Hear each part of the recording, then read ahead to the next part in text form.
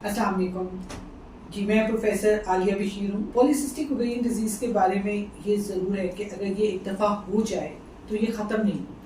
हाँ, अलबत्ता आप इसको ट्रीट कर सकते हो, आप इसको अपने अंडर कंट्रोल रख सकते हो और उसकी सबसे बड़ी जो चीज़ होती है उसमें आपको अपना वज़न का कंट्रोल करना होता है। अगर पेशेंट अपना वज़न अच्छा रखे और कंट्रोल रखे और उसको एक हद से आगे ना जाने दे तो आप अपने सिम्टम्स को, अपनी बीमारी को किसी हद तक कंट्रोल कर सकते हैं। इसके अलावा हमारे पास दवाइयाँ भी होती हैं, मेडिसिन्स भी हैं जो पेशेंट को ऑफर करती जाती हैं और जो जिससे उनके बेहतर हालात हो जाते हैं। अब ये डिपेंड करता है कि हमने मेडिसिन देनी किस वजह से और किस चीज़ के लिए देनी। अगर तो मरीज़ ये चाह रहा है कि उसकी प्रेगनेंसी हो तो फिर हम उन्हें मेडिसिन देते हैं कि उनका पहले वज़न कम हो और उसके साथ उनका अंदर का जो एटमॉस्फेयर है वो ठीक हो और फिर हम उन्हें हमल ठहराने की मेडिसिन देते हैं ताकि उनका हमल ठहरे।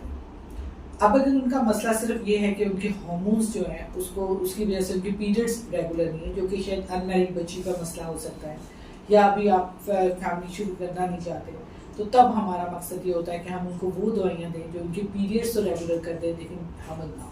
लेकिन एक जो देखा गया है कॉमन प्रॉब्लम वो पॉलीसिस्टिक ओवेरियन के साथ आता है, वो है कि उनकी इनफर्टिलिटी का इशू आ जाता है, जिसको हम सब फर्टिलिटी भी कहते हैं।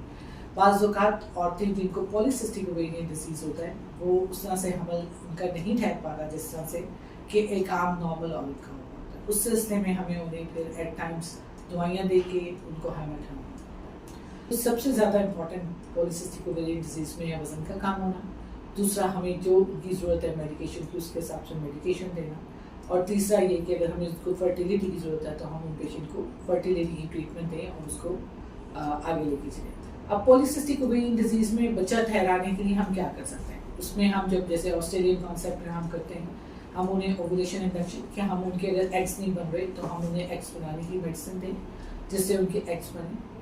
पास पेशेंट्स के एग बन जाते हैं फिर भी वो प्रेग्नेंट नहीं हो पाते, तो ऐसे पेशेंट्स में हम बाज़ IUI का सहारा लेते हैं, उससे IUI के थ्रू उनको प्रेगनेंसी हो जाती है। तो हमारे पास मुख्तलिफ ऑप्शंस अवेलेबल हैं, इसमें मायूसी की कोई बात नहीं, परेशान होने की बात नहीं है। जो भी हर चीज़ आ रही होती है उसको हमें देखने की और उसको इलाज करवाने की ज़रूरत है, और ये इलाज इनका मुमकिन है, तो ये चीज़ हमेशा जाती नहीं लेकिन अंडर कंट्रोल हो सकती है।